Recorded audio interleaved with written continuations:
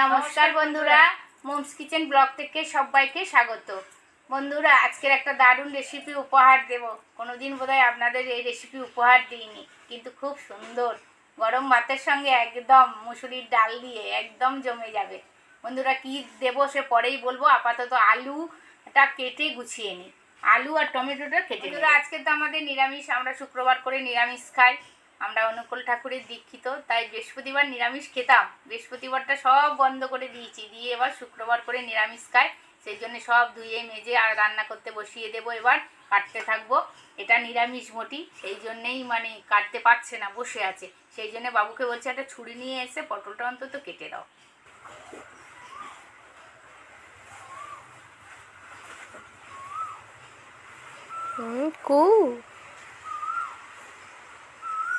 বসন্তকাল পড়ে গেছে, কোকিল কু কু করছে।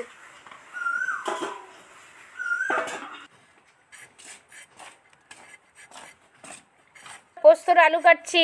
কিভাবে কাটছি দেখুন। পোস্তর আলু খুব বড় কাটলেও ভালো লাগবে না, খুব ছোট কাটলেও ভালো লাগবে না। পোস্তর আলু কিভাবে কাটছি একটুখানি দেখে নিন।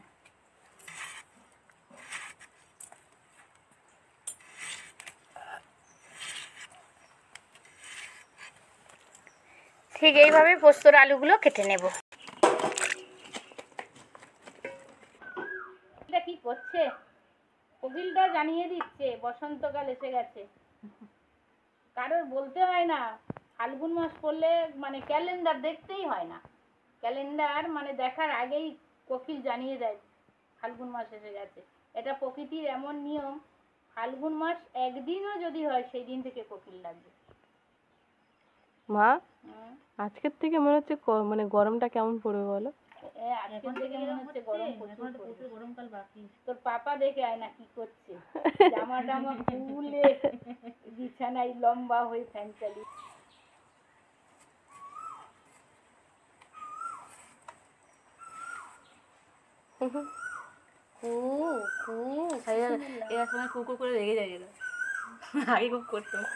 আমি করতাম বলে বাবা বকবে, বলে তুই ঠেকাচ্ছিস না।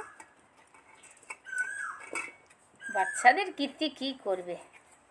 কুহু কুহু, তোদের কুহু কি করছে কে জানে। ওরা বুঝতে পেরে তাড়াতাড়ি কুহু কুহু করবে, আমাদের আগেই। হ্যাঁ, তোদের সুযোগ চান্সই দেবে না।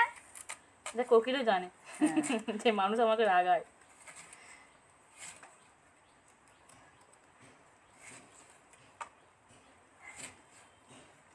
মনিটা খুব ধার, প্রচুর ধার। শুধু আমি কাটতে পারছি না। বন্ধুরা, এই আঙুলে কি হয়েছে দেখেছেন বন্ধুরা? কি একটা ফুসকুড়ির মতো হয়েছে। কিভাবে হয়েছে জানি না। ওই জন্য আলু কাটতে খুব প্রবলেম হচ্ছে। ওই জন্য এখানে মনে হচ্ছে সবে আলু কাটতে শিখেছি।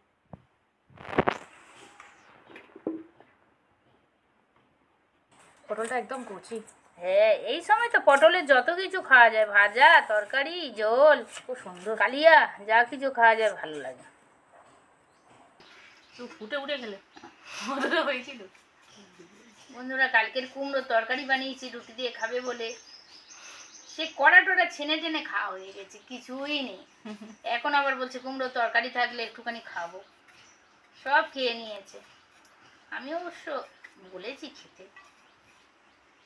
ভালো লাগলে কি করবে? ভালো লাগলে কি করবে, সেটাই তো কথা। বলছি একদিন আজকে কুমড়োর তরকারিটা তোরা দুজনে করবি তো বাবু? আলুগুলো তো সব গুছিয়ে কেটে নিলাম। দেখুন এইভাবে ঠিক আলুগুলো কেটেছি। এবার ধুয়ে ভালো করে উঠিয়ে নেব।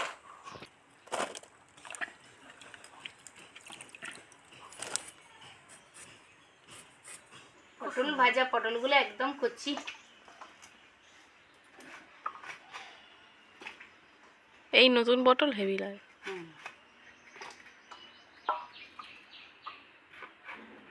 পটলটা ভাজবো আর পোস্তর আলু তো কেটেই নিলাম। আমার সাথে আসুন রান্নাঘরে, কিভাবে কি করি দেখতে থাকুন।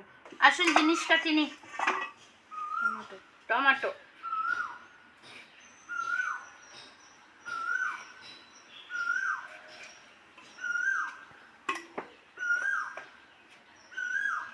আসুন কিভাবে কি করি দেখতে থাকুন। ভিডিওটা স্কিপ না করে পুরোটাই দেখতে থাকবেন বন্ধুরা, খুবই ভালো লাগবে।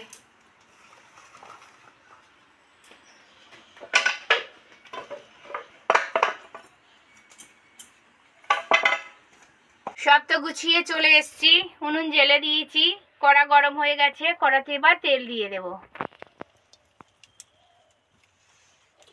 তেল গরম হয়ে গেছে, ওর মধ্যে একটা শুকনো লঙ্কা, একটা তেজপাতা 2 টুকরো করে দিয়ে দিলাম। একটু 5 ফোড়ন দিয়ে দিলাম।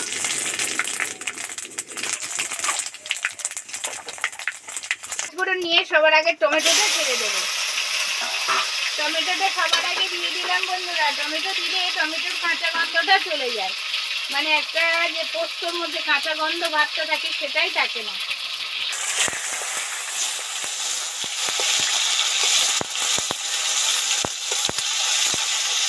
সব খাওয়ার জন্য একটু নুন ছড়া দিচ্ছি। টমেটো একটু ভাজা ভাজা হয়ে গেছে, এবার এর মধ্যে আলুটা উঠিয়ে দেব।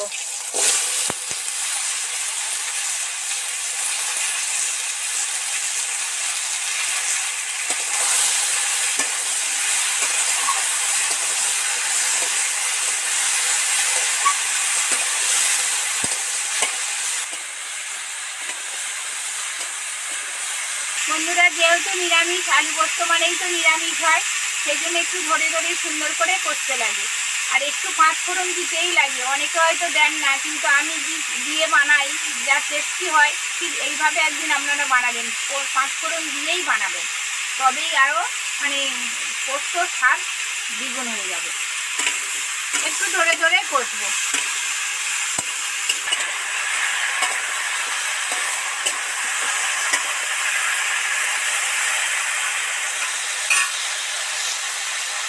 টেস্ট হওয়ার জন্য একটু গুঁড়ো লঙ্কা অ্যাড করছি।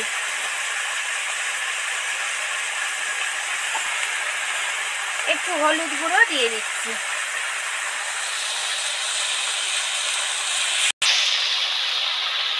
ভালো করে নাড়তে থাকবে।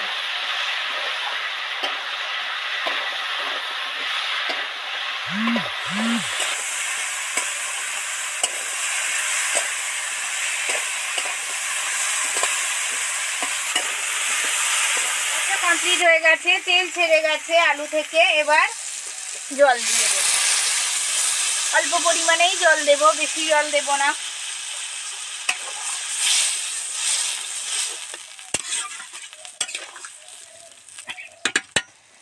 পাঁচ মিনিটের মতো ঢাকা দিয়ে দেব। নিবু আছে তো রেখে দিয়েছিলাম, আবার একটু জাল দিয়ে দিয়েছি। এবার 5 মিনিট পর ফিরে এসেছি, খুলবো, দেখবো পোস্তর আলুগুলো কেমন হলো। জল কমে গেছে। জল তো কমে গেছে, এবার আলুটা দেখি কেমন হয়েছে। আলুটাও মোটামুটি সিদ্ধ হয়ে গেছে, বেশি সিদ্ধ করব না, পোস্তর আলু বেশি সিদ্ধ করলে টেস্টফুল হয় না। এবার এর মধ্যে পোস্ত বাটাটা অ্যাড করব।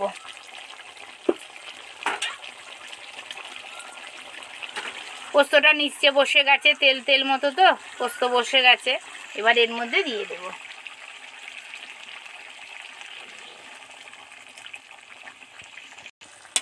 আস্তে আস্তে নেড়ে চেড়ে মিশিয়ে দেব।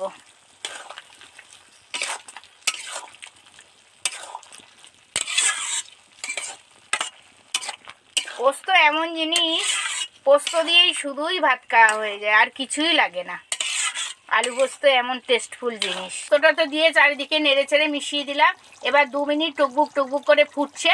পোস্ত একটা কাঁচা কাঁচা গন্ধ, তবেই টেস্টফুল লাগে, আর বেশি ফোটাবো না বন্ধুরা। এবার 2টো কাঁচা লঙ্কা এর মধ্যে দিয়ে দেবো। লঙ্কা তো দিয়েই দিলাম। এবার এর মধ্যে একটু সর্ষের তেল উপর থেকে ছড়িয়ে দেবো। হ্যাঁ, কমপ্লিট হয়ে গেছে। এবার একবার শুধু নেড়ে নিচেটা উপরে আর উপরটা নিচে করে দেব, দিয়েই এবার ঢাকা দিয়ে রেখে দেব। বন্ধুরা, কেমন দেখতে হয়েছে দেখে কমেন্টে জানাবেন কেমন হয়েছে রেসিপিটা, জানালে আমি খুব আনন্দ পাবো।